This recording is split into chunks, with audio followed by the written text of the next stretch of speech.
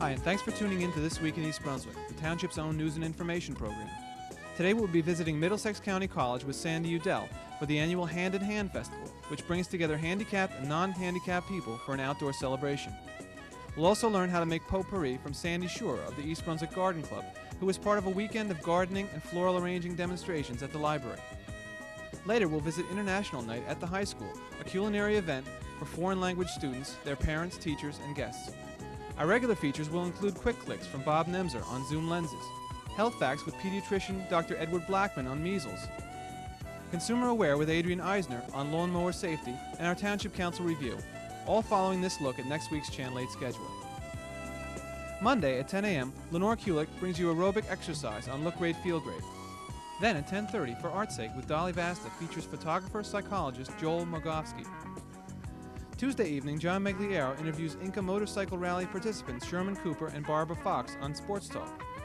And we'll be back Thursday with more local news and information on This Week in East Brunswick. Also next week, The Arts comes to you from Middlesex County Cultural and Heritage Commission, Wednesday at 8. And Check It Out is presented by the Libraries of Middlesex County, Tuesday at 7 p.m. Check Channel 8 for repeats of these programs. Now let's join Channel 8 reporter Sandy Udell. Today we're at Middlesex County College for the annual Hand in Hand Festival, which brings both mentally handicapped and non-handicapped individuals together for a party. There's food and fun and games and snacks. Later we'll be interviewing some of the participants, but for now, come along and join the carnival.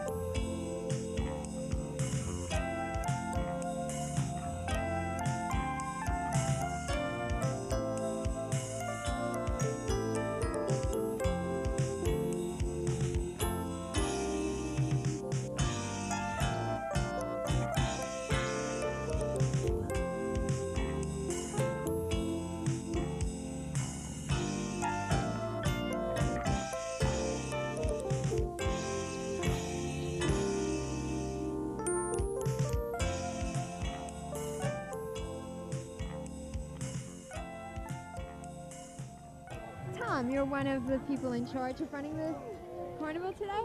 Trying hard. Trying hard? How many people are here? I'm not real certain, but I would imagine it's somewhere in the range of 10 to 12,000. Oh my God, how many of those people are guests? I'd say there's probably about 2,500 to 3,000 people, most of whom have come from institutions, schools, and group homes, agencies in New Jersey. Often don't get out for the day, don't have an opportunity to be able to enjoy the company of others and be able to have a festive occasion that they can go to. And not only is it something that we hope that they enjoy, but it's something which the non-handicapped people ought to be able to come away with a real appreciation for a group of people and a set of individuals who they otherwise would have a lot of apprehension, fear, and anxiety about coming into the smallest contact with. How many people does it take to run the festival? It takes about 7,500 to 8,000 volunteers to run the festival, between matching up each guest with a volunteer, and then all the operations of serving the food and providing the entertainment and making the games and setting them up and running them. There's a reasonably large medical need here. We have approximately 60 first aid squads and a full pharmacy hospital set up on the grounds, as well as communication networks with each of the hospitals in the area. And luckily so far there haven't been any reason to really use that to its fullest, but we're glad it's there. How did you get involved in the festival? I was asked by some of the people who had been the originators of it to get involved and try to become part of the organizers of the festival in order to kind of rejuvenate and bring back a organization which had gone a long way and had really become tired and needed to, some new infusion of energy and new blood. Well, this is great. I'm having a great time. How about you? Great, I appreciate it. Oh, for me, this is the epitome of months and months of hard work, and I'm just glad to see people out here enjoying themselves and having fun. And Everyone I'm glad you looks are like too. they're having fun. Sure. Lou, you're the humanities teacher at East Brunswick High School, and I believe you came here with a group of students. Yes, we did. We arrived here this morning about 7:30, and we're all having a great time. You all look like you're having a great time. Do you do this every year? This has been about the 4th year that I've done this. And some of the other kids have been here before. Yeah, this is my first year for me, and I'm having a great time. I love it. I feel great, and I love seeing everybody so happy. Did you all get your guests already? We're running a booth right now, and we get to see everyone that comes by. The children's faces are absolutely adorable. They're great. Actually, they're right now announcing that they need more volunteers, that there are buses actually in the parking lot, and there aren't enough volunteers. So that this should be kind of an announcement to people for next year, that they need as many volunteers as can be there as possible. Well, I know I'll be here next year. Great, Sandy.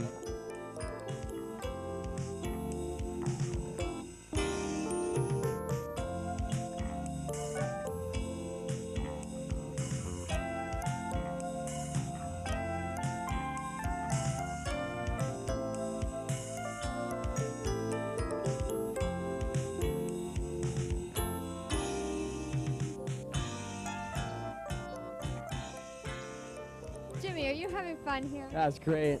Is this the first time you've done this? Yeah, this year, it's the first time. Who's the name of your guest? This is John. John? John, are you having a good time? Yes, How many times have you been to Hand in Hand? 3. 3, is this the best? Yes, Yeah. What have you done so far? 9. Nothing. No, You didn't eat? no, No games? Nothing? no. Nothing at all? Just- Just ride around? Just watch the girls dance. Watching the girls dance? Yeah, How are they? they're fine.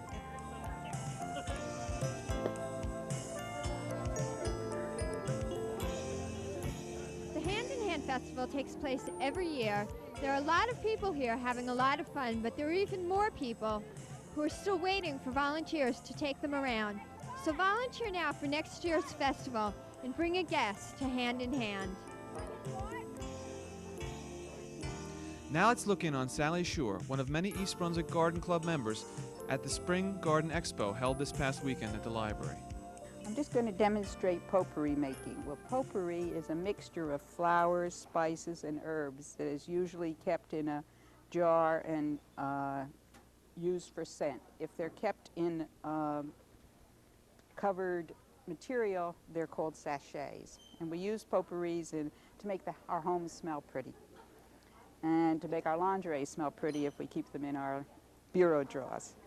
I have here some lilacs that I picked a couple of days ago. Now lilacs keep their color, and they'll be very, very pretty in a jar of potpourri because the colors, the purple shows out very pretty. So all you do is just strip the flowers onto a box, paper towels, anything, just so that we can dry it and to use in a potpourri. Okay. No, it's best to keep them in the shade. We don't want them in the sun, but we also don't want them bunched up or they'll get moldy. So that it's best to lay them out in boxes, paper towels, something like that. Other kinds of flowers that you can use or anything left over from bouquets. This happened to be a carnation. These dry very nicely, and they're just flower base is what we use for the potpourris. After they dry, they look like this. And you mix them all together. And then we just put a combination of a fixative, and these can be all kinds of scents. These are readily available in any craft store. This is rose, this happens to be lavender. And we put them in with a fixative. So this is the essential oil, and this is a fixative. And this happens to be vetiver root. And it's very stringy looking. It looks like it has a base because it looks like flowers. How much does that cost? It costs about 75 cents a package, and these essential oils cost about $2, so they're not very, very expensive. You take an eyedropper, And the recipes, which come in any one of the books and some of these handouts that I have here, call for a 1/4 cup of the fixative and a dropper full of the essential oil. You just put a dropper full into it. It's going to be an interesting mixture. Okay. And you should do this in advance of making the potpourri, maybe about a week in advance, and keep it tightly covered, the fixative and the scent. Put it in a jar and keep it tightly covered. Then when you're ready to make the potpourri, you measure out 2 quarts of the dry flowers, and you put the mix the fixative into the flour, and you put them in little jars.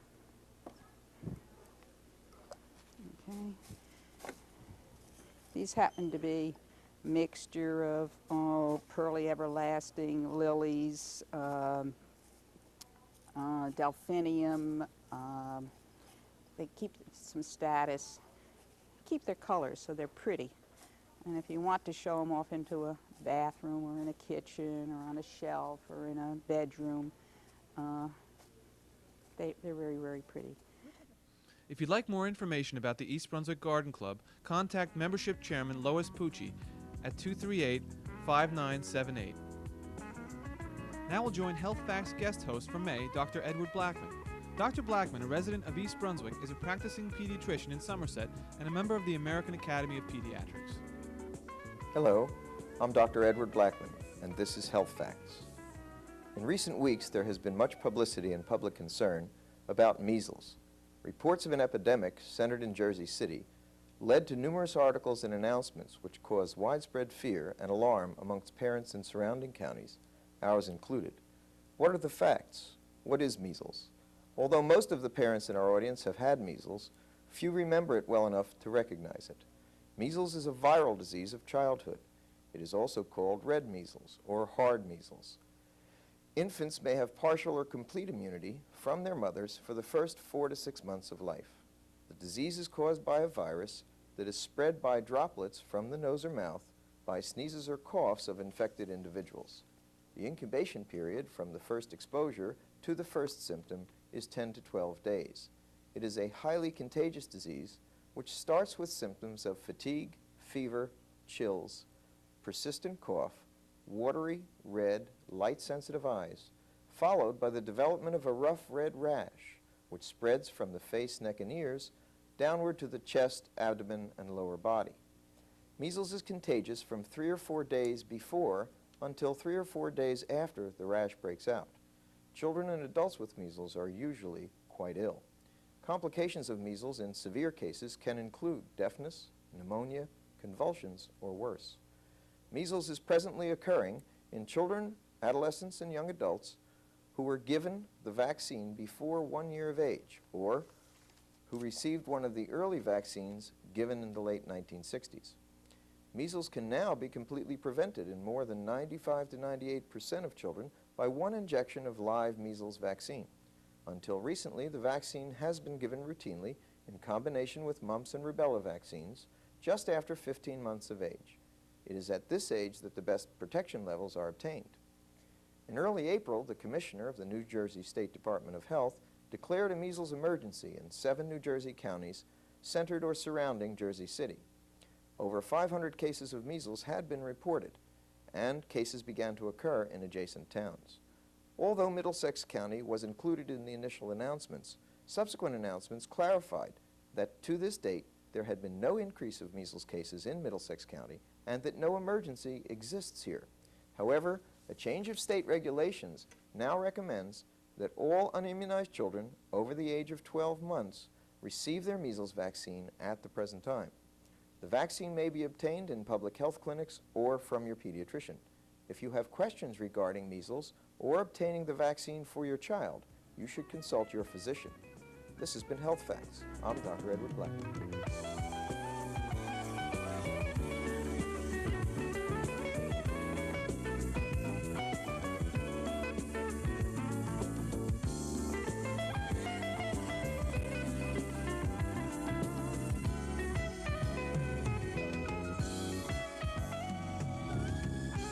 Now for a quick look at Tuesday's International Night, At East Brunswick High School, let's join Italian language teacher Kathy Takis.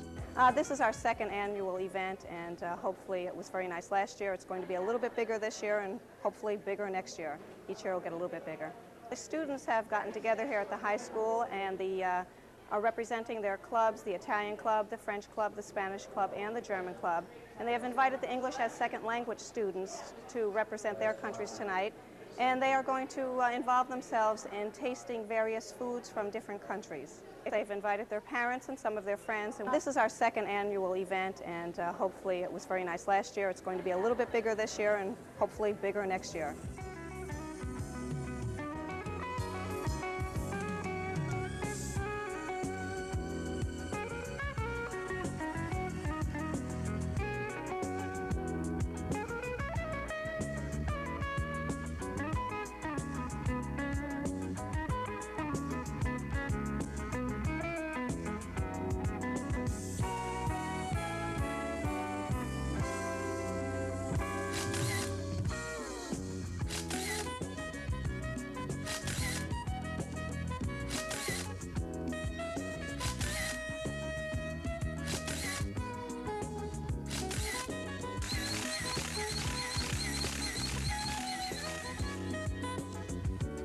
Hi, I'm Bob Nemser. Welcome to Quick Clicks and our continual discussion of lenses. This segment, zoom lenses. A zoom lens is a lens with a focal length that is continuously variable between certain limits. It permits the optical image to be varied in size without altering the focus. Zooming in on a subject means to enlarge it continuously and rapidly until it appears to be very close, like you're seeing now. Zoom lenses were originally developed for motion picture photography. Zooms allow you to carry fewer lenses, and they make it easier to achieve precise framing without changing your viewpoint. Single lens reflex cameras are especially well suited to the use of zoom lenses because these cameras have the ideal viewing focusing arrangement to utilize the zoom capabilities to great advantage. The term zoom ratio is the relationship between the shortest and the longest zoom settings. It is derived by dividing both extremes of the zoom range by the minimum focal length. For example, a 50 to 100 millimeter zoom lens has a zoom ratio of 1 to 2, and a 50 to 300 millimeter zoom lens has a ratio of 1 to 6. You may also see the zoom ratio expressed as a magnification factor that indicates how many times larger the image formed at the maximum focal length is compared to the image formed at the minimum focal length. It is always more advantageous to focus at the longest focal length setting. It is here where depth of field is minimized, then zoom back to the shorter focal length where increased depth of field makes focusing more difficult. Some zooms also have a macro or close-up capability. This feature allows you to photograph objects at very close range on a 1-to-1 ratio that can capture the object same size on the film. The all-around best utilized zoom lens ratios are 35 millimeter to 80 millimeter, which is good for wide angle and the start of the short telephoto range. They cover angles of view between 63 degrees and down to 28 degrees. 80 millimeter to 200 millimeter. This zoom allows you to fill the frame with a distant viewpoint and to take a wide range of subjects. Among these are portraits, which are between the 85 millimeter and 105 millimeter range, candid shots, which are between 85 millimeter to 135 millimeter, and wildlife photography, which is 135 millimeter to 200 millimeter. The most important factor in buying a zoom is price. Being a zoom lens replaces several single focal length lenses, the tendency is for the zoom lens at each specific focal length not to be as sharp as the single focal length it's replacing. This is particularly true in the cheaper zoom lenses. So it is better to wait until you can afford a higher priced zoom than to be stuck with an inexpensive waste of film. Let's take a look at some photos taken with a zoom and with macro capability. In this first photo, we see zooming with a zoom lens while the aperture remains open. This gives you the effect on film of all the ranges and focal lengths that the zoom is capable of. This next shot shows the zoom in the 200 millimeter category, where we have a close-up of the turtles resting on top of the alligators. Or are they crocodiles? I never really know what the difference is. Here we see the Brooklyn Bridge framing a beautiful golden lit building in the background and another bridge, and this is in the wide angle focal length of the zoom. And we move here into the portraiture aspect, which is approximately 105 millimeter, and see the beautiful backlit children acknowledging each other. Going into the macro capability of the zoom, we have the bee on the flower. The front of the lens was about 1.5 inches to 2 inches away from the flower and the bee when this was taken. And last, we move into a closer aspect showing teeth, tongue, and lips. Here the lens was, the front of the lens was practically touching the lips. It's so sharp that it shows the taste buds on the tongue. That makes it almost look like a hamburger. The selection of lenses is influenced by personal picture-taking needs, interests, and patterns of work. What to buy is often governed by budget, so that the photographer who can afford to add only one lens may need to make a choice between a single focus or a zoom lens. The zoom, which costs a little more, is probably the best choice for versatility because it replaces several single lens focuses. Whatever you choose, enjoy, and keep clicking.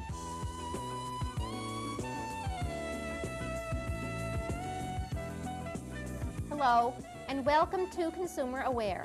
I'm Adrienne Eisner, Director of the East Brunswick Consumer Affairs Office.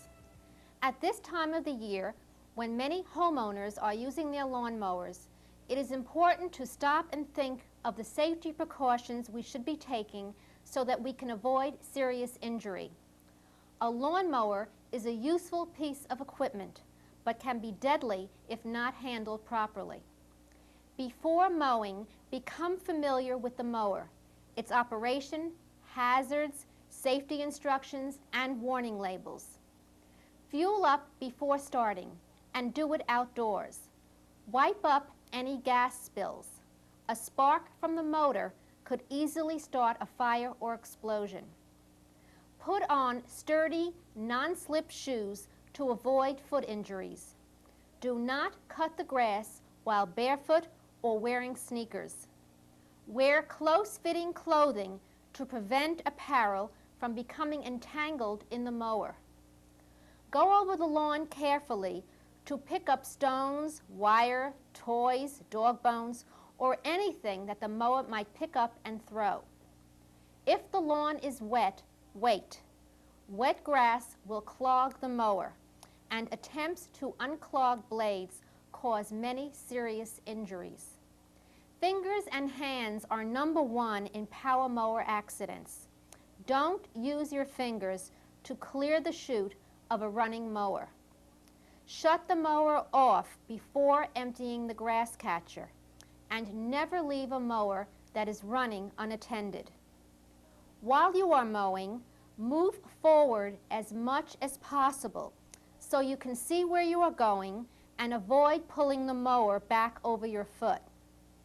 With walk-behind mowers, go across the slopes. With riding mowers, go up and down the slopes. While operating, keep hands and feet clear of the mower blade housing at all times, and never refuel while the mower is running or the engine is hot. Do not allow children to operate the mower. Small children can be injured seriously while operating power mowers or when playing nearby. Be sure to disconnect the spark plug or power cord before working on your mower to clean or unclog the blade or housing, sharpen the blades, or for any other reason.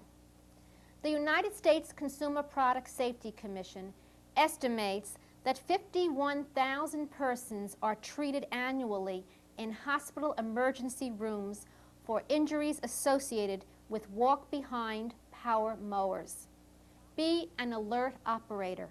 Spot the dangers and avoid the many potential problems for you and the members of your family. If you have any other questions about lawnmower safety, or you need additional information about any consumer problems, please call us at the East Brunswick Consumer Affairs Office. We're located in the Municipal Building. We're open from 9 a.m. until 5 p.m., Monday through Friday. Telephone number is 390-6954. Thank you for joining me on Consumer Aware. At this week's Township Council meeting, the Council discussed new, less stringent bid specifications for the Route 18 Park and Ride site. Last week, the Council rejected the previous bid specifications. The Council agreed to hold a special public meeting May 15th to allow public discussion on the specifications for the proposed Park and Ride garage. The revised bid will be voted on by the Council at a special action meeting scheduled for May 19th. Also at this meeting, the East Brunswick Towers Association, represented by approximately 6 East Brunswick wreckers, requested an increase in towing rates under the township's licensing requirements. The present rate is $35 for a single tow, and a $7 storage fee is charged after 24 hours on the tower's lot. Councilman Russell Walker led the discussion that established a new proposed rate of $40 for daytime tows and $50 for evening tows. The storage fee would be increased to $10. That's all for this week. Thanks for watching.